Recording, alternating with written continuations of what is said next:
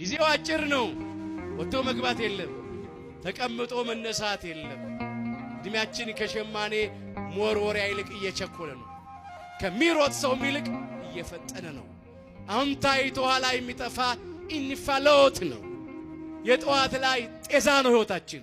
ተሰባሪ ሸክላዎች ነን። የመስከረም የጥቅምት አደይ አበባዎች ነን። ዳር ላይ የለም፣ ታኅሳስ ላይ የለም።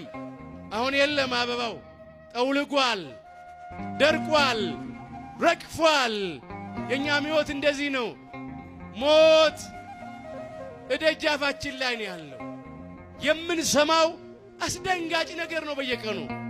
ስለዚህ ሁል ጊዜ ተዘጋጅተን ልንኖር ያስፈልገናል። ራሳችንን ከሕይወት ምግብ ከቅዱስ ሥጋው ከሕይወት መጠጥ ከክቡር ደሙ ከልክለን ልንመላለስ አይገባንም። በተሰጠን ጊዜ ሃይማኖታችን አጽንተን ምግባራችንን አቅንተን ለንስሐ የሚገባ ፍሬ አፍርተን እንደ ቸርነት ነው እንጂ እንደ በደላችን አይሁን ብለን በተሰበረ ልብ በተዋረደ መንፈስ በትሕትና ሆነን ወደ ሕይወት ምግብ ወደ ቅዱስ ሥጋው ወደ ሕይወት መጠጥ ወደ ክቡር ደሙ እንቅረብ።